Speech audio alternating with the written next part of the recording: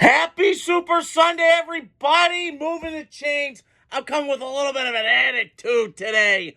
WWE style, baby. How are we doing today? Super Sunday. Hope we're doing well. I just had to hop on here. There's some stuff I want to talk about. We're getting close to college football. Ohio State, Texas. We got LSU, Florida State.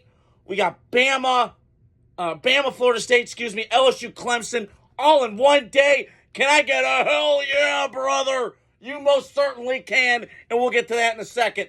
But I want to touch on something first. So, Arch Manning, Peyton Manning's nephew, Cooper Manning's son, he is the quarterback of Texas, as we all know. He's been sitting the bench for the last 2 years, and, Quinn Ewers was playing.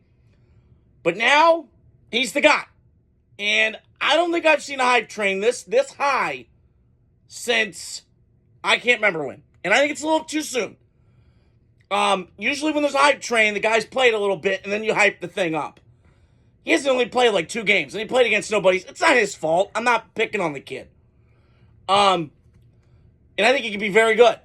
And I think Texas has got a chance to go to the national championship. We'll see how the stars align, but it feels like they could be there. Because they got 5-star positions at 8 different positions on the football team. So we shall see what happens in that particular realm. But I do love that Arch in a time and an era when, listen, I want people to get paid. Like, college athletes, I'm all for it. But it's kind of coming the wild, wild west, and, I think people are kind of getting weird with it.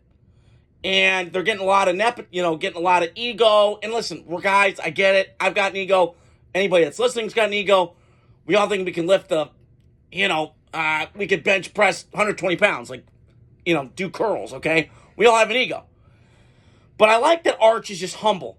And he's like, I haven't done shit yet. And that is so refreshing in this day and age with the transfer portal and I think a bunch of these candy-ass kids that just keep moving after one slight inconvenience because they're not mentally tough enough. Go back, anybody growing up in the 90s knows what I'm talking about. We grew up in the best era. So, be that as it may, I am excited to see Arch Manning. And I just love how he's humbling himself by not gassing it up so much over the top and annoying. So, I wanted to touch on something else, too. I saw a story the other day that Nick Saban might be coming back to college football. Or he might scratch the NFL. So, here's my take on that. I think Nick Saban is one of the best college football coaches I've ever seen. And I'm not an Alabama fan. I hate Alabama.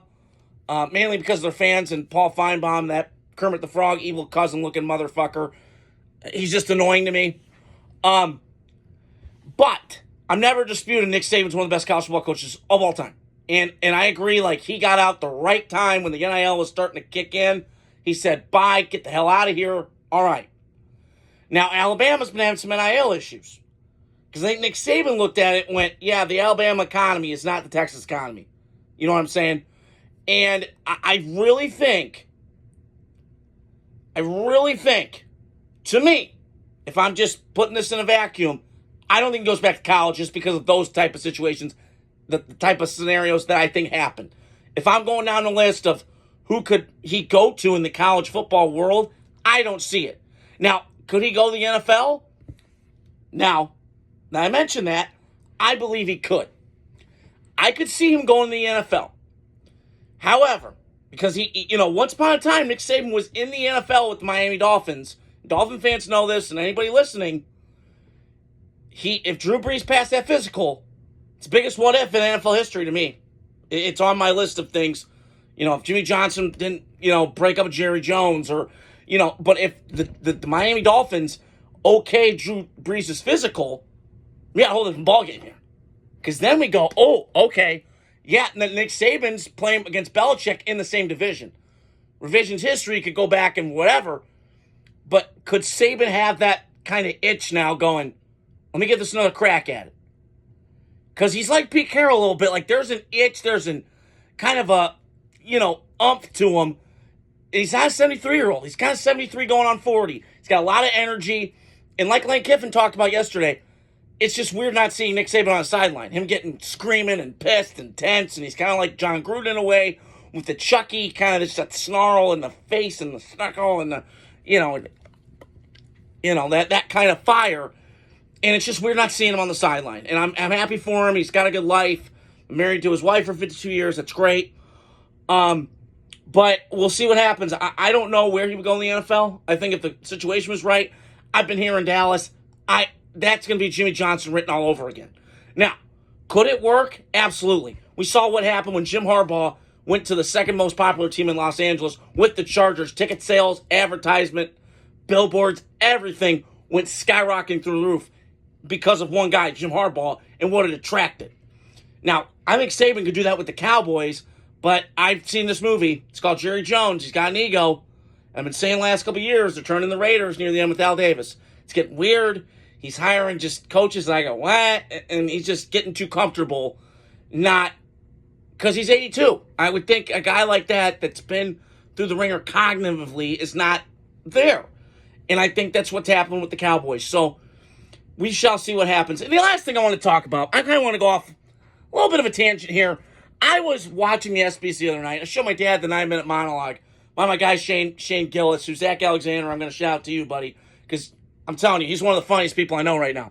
And I've heard some different people and all this blah, blah, blah stuff. But you know what I loved and I appreciated? I appreciated comedy being comedy again, where you can let it rip, say what you want, you can offend people. It just was so refreshing in this woke culture and all this bullshit. I'm just so happy. Thank you. Let it rip like I do on my videos, and you guys love watching it. I just let it rip sometimes. I don't give a fuck how it lands. And that's, to me, what I thought the ESPYs was the other night. It was awesome. It was refreshing. Yeah, some of the jokes kind of fell flat. I get it. But I was laughing sometimes, okay? It was a little cringe. It was a little out there, okay? Ricky Gervais roasted everybody in Hollywood. Big whoop, okay? I found it funny, okay? Now, some people's different in comedy, whatever. I get all that. But I was so refreshed to literally hear a guy just go, let it rip. And I appreciate that, man. So, hope you guys are doing well on the Super Sunday. I just hope we go back to that time where we can just let it rip and not get so pussified and whipped and just offended by goddamn everything. It wears me out. I'm getting really tired of it. I mean, I was watching There's Something About Mary a couple weeks ago, and there's a line in it where they go, what do you do for work? He says, I work with retards. Yikes. But it was 1998. You can say what you want. I just wish we can go back to that time and do that. So, hope you guys are doing well on the Super Sunday. College football is approaching. I cannot wait, and my seasonal depression is coming to a close soon. Hope you guys are doing well. Adios. Godspeed.